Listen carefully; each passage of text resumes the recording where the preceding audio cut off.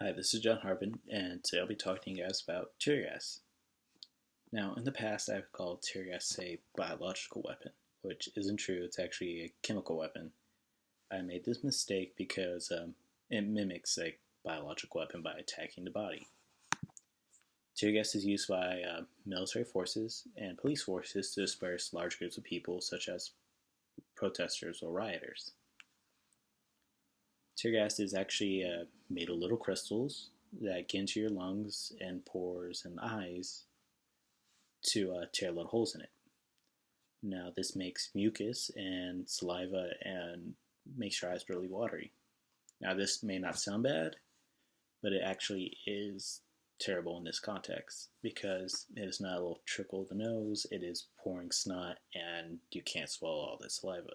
You cannot see because your eyes are so watery, and it is hard to breathe because your lungs have filled up with that fluid. Now, it also causes many health problems for other people.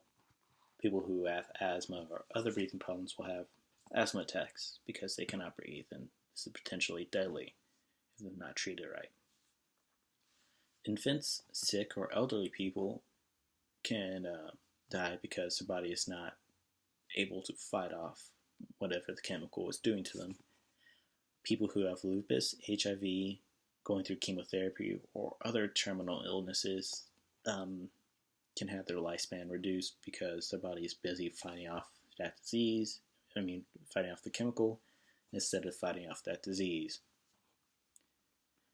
Women who are pregnant can lose their child and have a high chance of having the child deformed in some way, whether it's missing a digit or mental problems. People who wear contacts and come in contact with the chemical can have their contacts fused to their eyes and cause permanent blindness. Now, people may be thinking, oh, the people who are protesting deserve this because they're being violent. Even if you believe that, and that's your own business, it is a gas, and gas spreads to other neighborhoods. So say you're protesting on this one street, and on the other street, a couple blocks down, there's a hospital. Police or military fire tear gas, and the wind blows and spreads it over to the hospital. It gets in the ventilation and causes the people who are sick or pregnant to have the side effects. Now I want to read you guys a quote from somebody who went under tear gas treatment in the military. This treatment is actually done on soldiers to show why they should wear gas masks when using it on other people. Your eyes start running, and it feels like you're breathing in fire. A lot of times the gas will cause your nose to start running, and sometimes it may induce vomiting. Tear gas is made up of little splinter-like crystals that stick to your mucous membrane and skin, so rubbing your skin will make it burn more. The only way to treat the pain is to get out of the gas and let the crystals dissipate in the oxygen.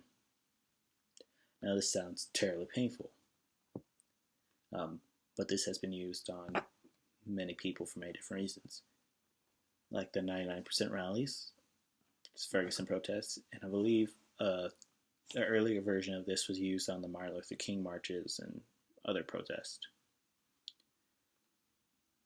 Now, it is also widely overused. Military forces will use it on civilian, not just our military forces, world military forces will use it on populations that they just want to spread out so they don't have to deal with it.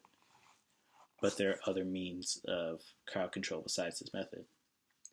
An earlier method of this was smoke, which was harmful but not nearly as harmful as tear gas was. It causes coughing and mild blindness, but not forever, permanently. And another more high-tech version of this would be a system developed by engineers, which is sound control. It produces a high-frequency sound that is very unpleasant and makes people want to leave because they feel like it's ringing in their head, but it's not harmful to their body because it is not on the same frequency as your eardrums or your body, so it will not actually harm it.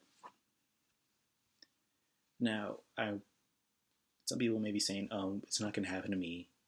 it's not going to happen to anybody I know, but it is your responsibility to make sure other human beings are not harmed. You have a responsibility as a human being to make sure that no other person is being harmed in a way that is abhorrent and is unjust. Have a good day.